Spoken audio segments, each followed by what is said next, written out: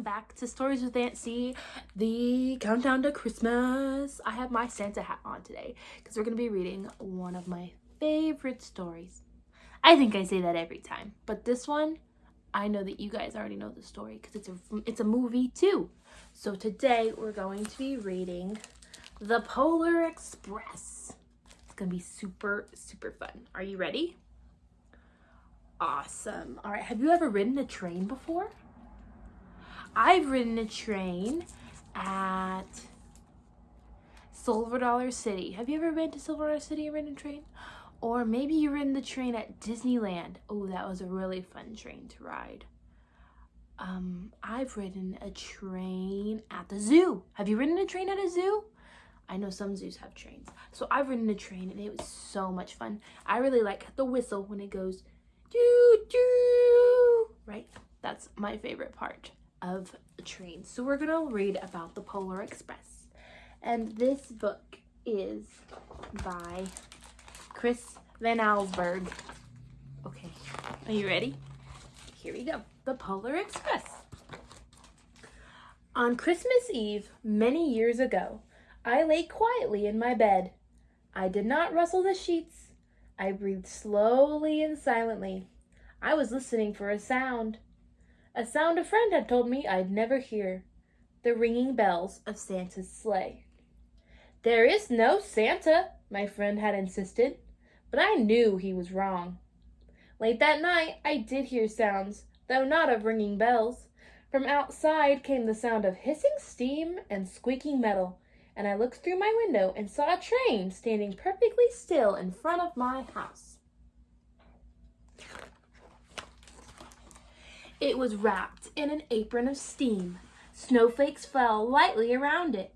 A conductor stood at the open door of one of the cars. He took a large pocket watch from his vest. Then looked up at my window. I put on my slippers and robe. I tiptoed downstairs and out the door. All aboard, the conductor cried out, and I ran up to him. Well, he said, are you coming? Where? I asked. Why, to the North Pole, of course, was his answer. This is the Polar Express. I took his outstretched hand and he pulled me aboard.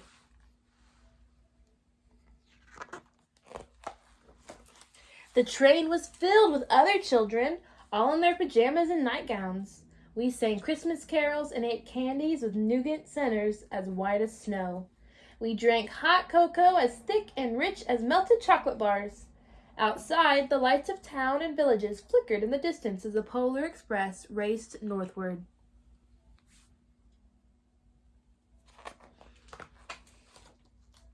Soon, there were no more lights to be seen.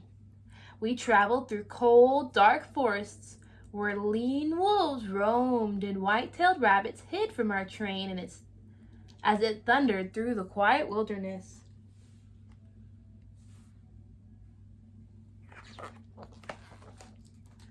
We climbed mountains so high it seemed as if we could scrape the moon, but the Polar Express never slowed down. Faster and faster we ran along, rolling over peaks through valleys like a car on a roller coaster.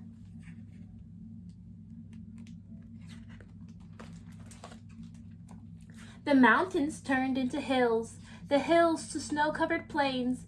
We crossed a barren desert of ice, the great polar ice caps. Lights appeared in the distance. They looked like the lights of a strange ocean liner sailing on a frozen sea. There, said the conductor, is the North Pole.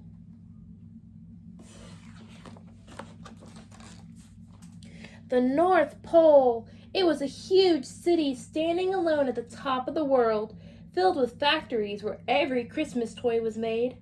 At first, we saw no elves. They're gathering in the center of the city, the conductor told us. That is where Santa will give the first gift of Christmas. Who receives the first gift? We all asked. The conductor answered, he will choose one of you. Look, shouted one of the children, the elves! Outside, we saw hundreds of elves as our train drew closer to the center of the North Pole. We slowed to a crawl. So crowded were the streets with Santa's helpers. When the Polar Express could go no further, we stopped and the conductor let us outside. Look at all those elves.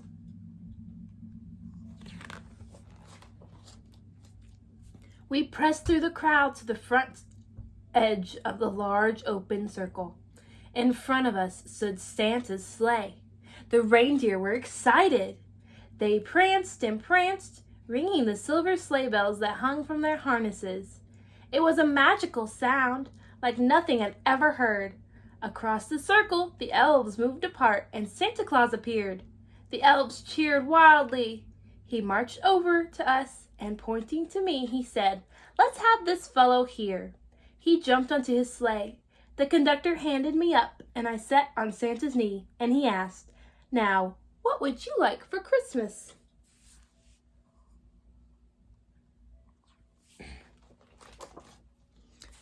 I knew that I could have any gift I could imagine, but the thing I wanted most for Christmas was not inside of Santa's giant bag. What I wanted more than anything was one silver bell from Santa's sleigh. When I asked, Santa smiled. Then he gave me a hug and told an elf to cut a bell from a reindeer's harness. The elf tossed it up to Santa. He stood holding the bell high above him and he called out, "The first gift of Christmas!"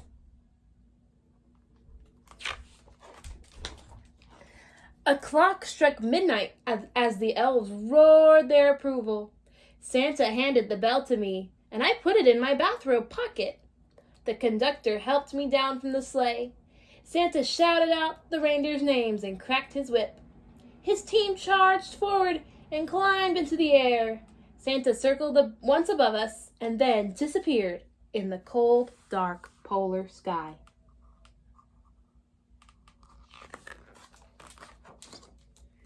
As soon as we were back inside the Polar Express, the other children asked to see the bell. I reached into my pocket, but the only thing I felt was a hole. I had lost the silver bell from Santa Claus's sleigh.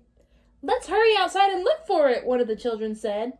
But the train gave a sudden lurch and started moving. We were on our way home.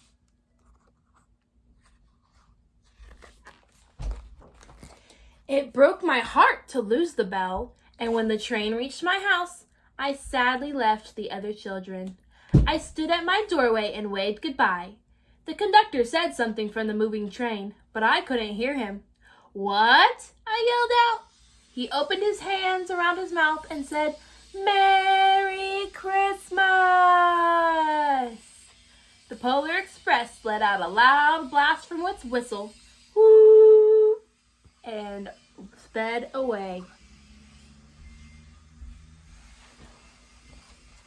On Christmas morning, my little sister Cierra and I opened our presents, and when it looked as if everything had been unwrapped, Cierra found one last small box behind the tree. It had my name on it. Inside was the silver bell. There was the note. "Found this on the seat of my sleigh. Fix that hole in your pocket. Signed, Mr. C." I shook the bell. It made the most beautiful sound my sister and I had ever heard. But my mother said, "Aw, that's too bad." "Yes," said my father, "it's broken." When I'd shaken the bell, my parents had not heard the sound. They're fixing something outside of my house. That's what that noise is. And then that's my dog. All right. At one time, most of my friends could hear the bell, but as years passed, it fell silent for all of them. Even Cierra found one Christmas that she can no longer hear its sweet sound. Though I've grown old, the bell still rings for me as it does for all who truly believe. The end. Wow, I really like that story. I actually have a fun Christmas train on my table, and I want to show it to you guys in just a little bit. But have you ever been told that Santa was not real? His friend had told him that, right? But he went on the Polar Express and he found that Santa was real and Santa gave him a bell, but you could only hear the bell if you believed in Santa Claus. Isn't that fun? All right. That is the Polar Express. Now we're going to go and I'm going to show you guys the fun train I have on my kitchen table. And it's going to be super fun. All right, so here we go.